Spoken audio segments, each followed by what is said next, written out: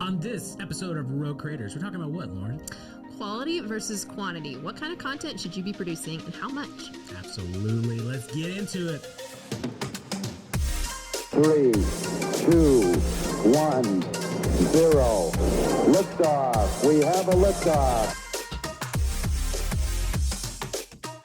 Welcome back to Rogue Creators, presented by Go RogueX. My name is Bryan Fittin. And I'm Loren Lewis. And this is the podcast dedicated to marketers and creators who are wanting to serve first and stand out from the crowd.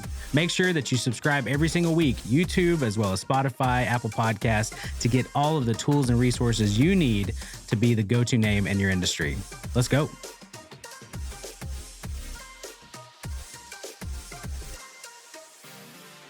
Hey, what's up, everybody? Welcome back to Rogue Creators. My name is Bryan Fittin. I'm here with my awesome co-host, Loren Lewis. Hey. Hey, how you doing today, Loren? I'm doing okay. Good. Hey, we are back in the studio. We're talking about content today, quality versus quantity, and I'm really excited to kind of get into the subject. Yeah. But before we do, Loren. Yes. We like to start off with something fun. Absolutely. What is that, Loren? Each week we like to start each episode off with what are you obsessed with this week? Yes. So what are you obsessed with this week, Bryan? I am obsessed with the click. Boom. Oh, yeah. The email subscription? It is. It's pretty awesome. It is really I'm pulling it up.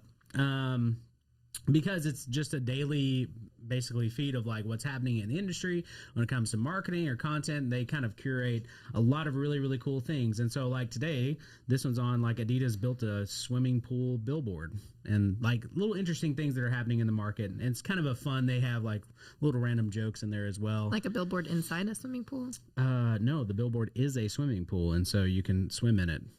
It's very interesting. That sounds weird. It is, but it's super cool.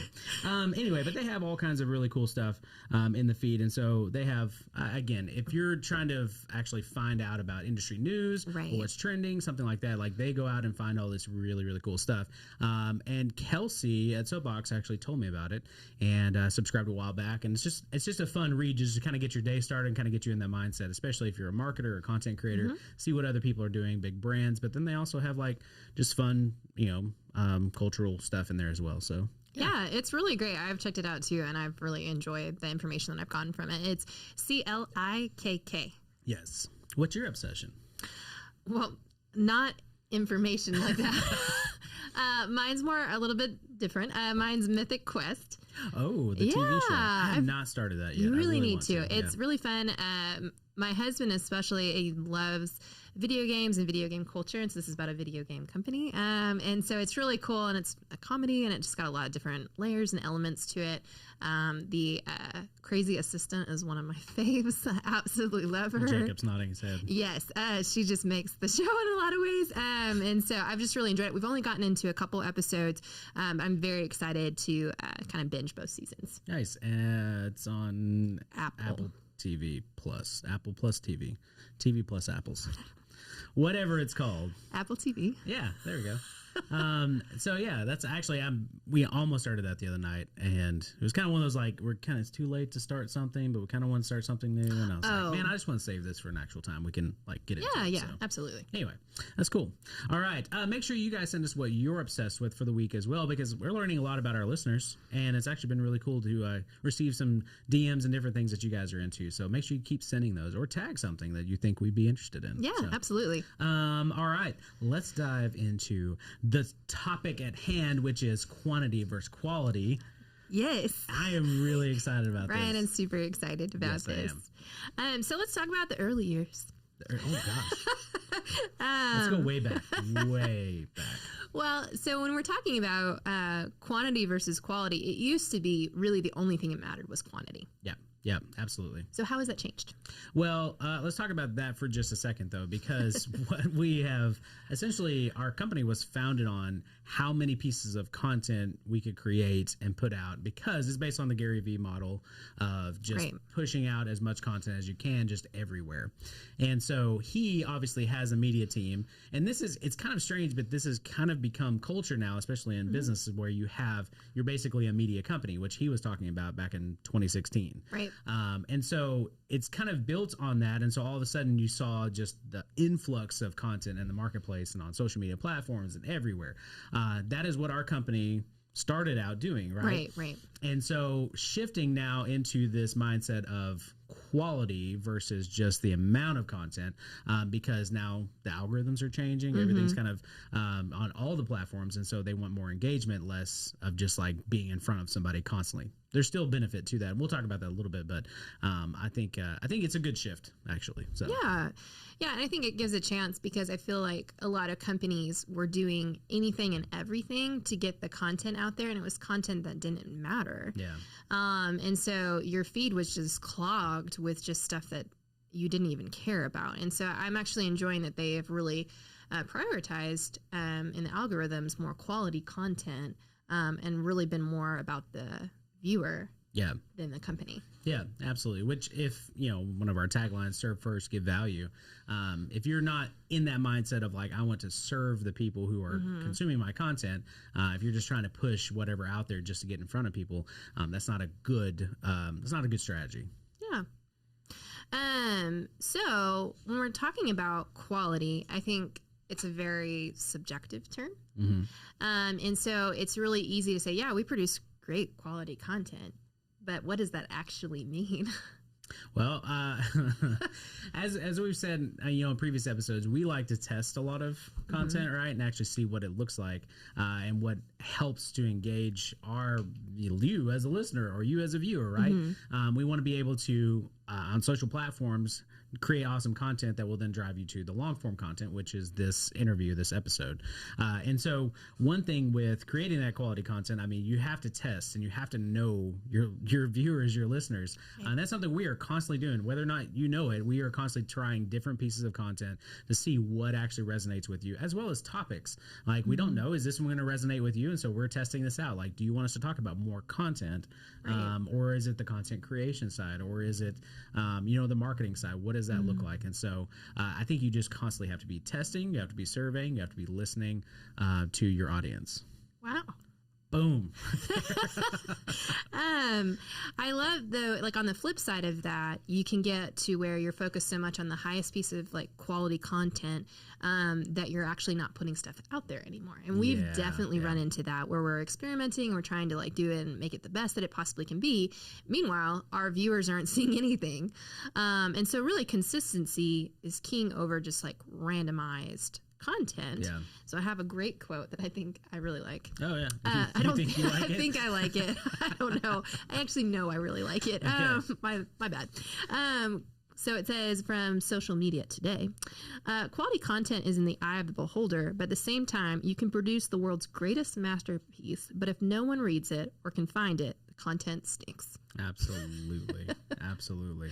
And that's the perfectionism at its best too, of trying to create something amazing, right? Instead of just getting out there, and it doesn't always have to be 100%. And right. I've had to deal with that. I've had to be okay with that, right? Very much so.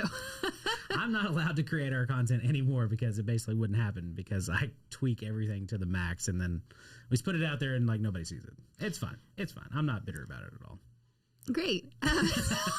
So it's really that balance of having that consistency throughout the week, being on the correct platforms. We've talked about this a lot.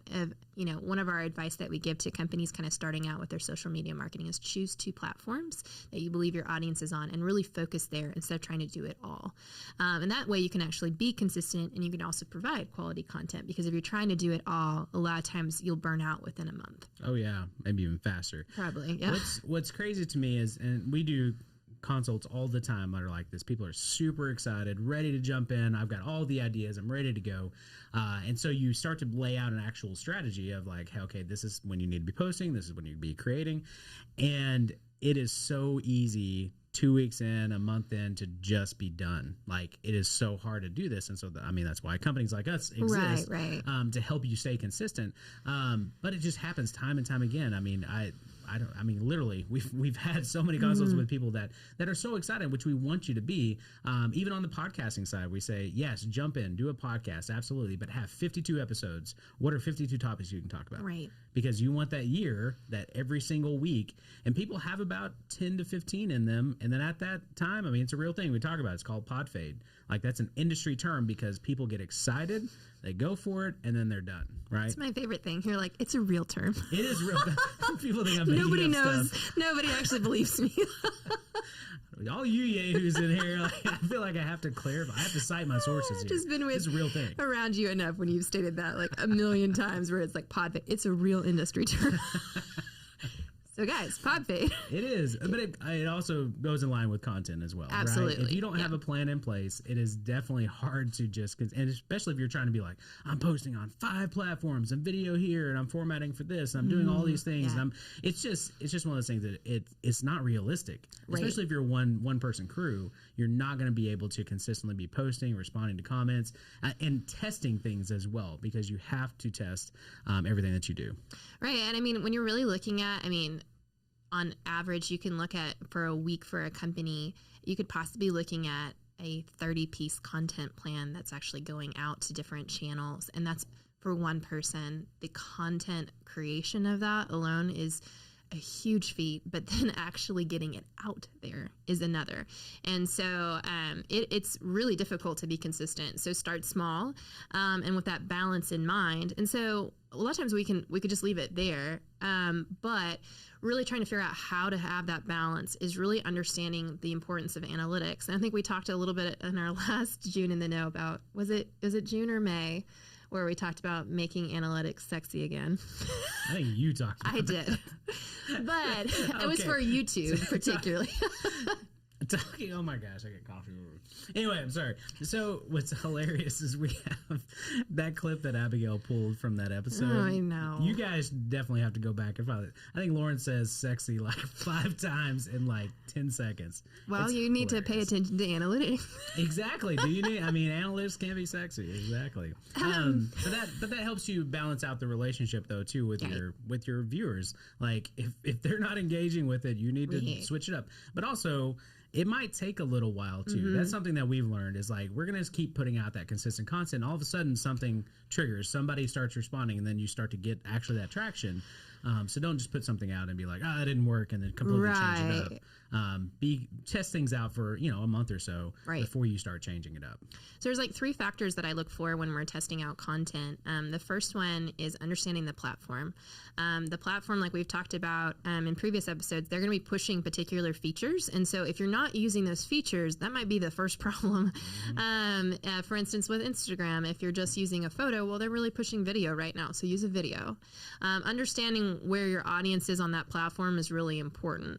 How that platform works. YouTube is a whole nother animal compared to a lot of different social media sites. And so understanding what they're looking for and what they expect to be found is going to be the first place that you start. And that's, again, choose 2 platforms because it gets really overwhelming because they make updates all the time. And so you have to be in the know on those. Yep. The second one is understanding the analytics. And it's really easy to like, you can pay to get all these like cool analytics reports, and then they just sit there and you don't even look at them. They have like pages upon pages and you don't even know what they mean. And so understanding what am I looking for, and particularly the times that your audience is active. If you're like, well, I think 9:30 is a great time, and your audience is really on there at 6 p.m. at night. Yep. So you're missing them all the time. Yep. So you make this beautiful piece of content, but if you don't understand the platform and you don't schedule it at the right time, you're already off to a bad start. Yep. Yeah. The last thing, and when we're talking about quality, is starting a conversation with your audience. So that's really what we're looking for, is that engagement piece. So really figuring out, how can this piece start people asking questions, or saying, how can I do this, or how can I be involved? How can you really get your audience engaged in the conversation? And if you can do that, along with hitting your audience where they are and understanding the platform, you're going to see your content analytics go through the roof. Yeah, absolutely. A guy I really respect, Chris Doe, and he's a designer, and also he changed up his Instagram feed, the content he was doing, completely focused on the viewer and the person rather than himself or behind the scenes or photos of himself, whatever it is. It was very much like, hey, 5 tips to know how to design typeface, or going through all like what are the best branding colors, and he does it all in carousels and has completely shifted. And he talks about too, there's kind of a study that he did on seeing his growth on his Instagram account just skyrocket because he turned his attention to his actual followers and helping them and bringing them value rather than like, hey, look at this cool shot of me hanging out in the office. You know, it's like he still kind of throws in some of that stuff, but the main piece of it is a lot of carousels that bring a ton of value, which is the point. You as a viewer, right? If I'm scrolling through Instagram, I want to learn things. I want to find out things. I want to see cool photos or cool, carousels that can actually help me and benefit me. And so you put yourself in that mindset rather than just snapping a photo and being like, well, I posted something today. It's out there, and then being really discouraged when it's not engaging, be able to actually think about it and be intentional about it. So. Right. So kind of taking all of this kind of in a nutshell, I would say one of the first steps that you need to do is get educated on content creation, what trends are actually moving right now. The worst thing that you can do is start doing these trends that were 3 years ago and look really outdated before. Unless you're on LinkedIn. Yeah, LinkedIn is another thing. But yeah, really educate yourself on the platform and content creation. It will really help. And then the second, I cannot stress it enough. Yeah.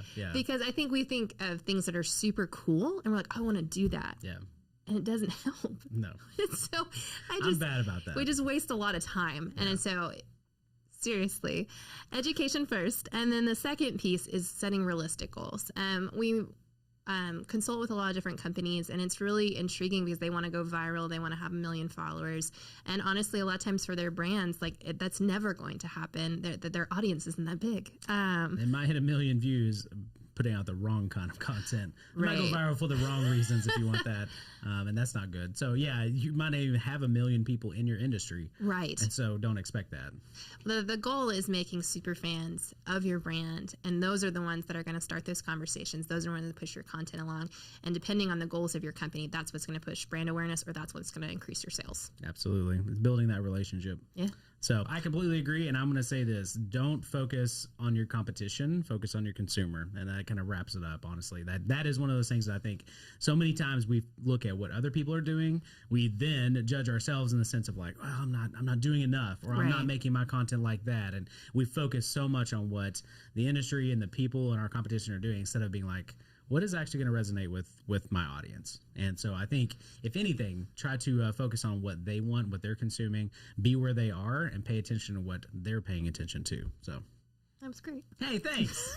That was good. That was a good episode. I really enjoyed this. This was great content, too. This was great content. It's quality content. I'll make sure to comment on it. A lot of content. Comments are content, Loren, especially on LinkedIn. They are. I got a whole rant for that, you guys. That's another episode. That's another episode. We'll get into that later on. But we want to see what you're creating out there as well. We have a Facebook group that we highlight individuals who are creating cool things, podcasters, as well as YouTubers, video creators, all that. And so if you guys want to jump over to our Facebook group, you can go there, roadcreators.club, to see where you can get into our Facebook group. And then also there's more awesome content over there as well. Subscribe to our email list. We're putting out some cool stuff as well. And we'll until next time, we'll see you then. Thanks, guys.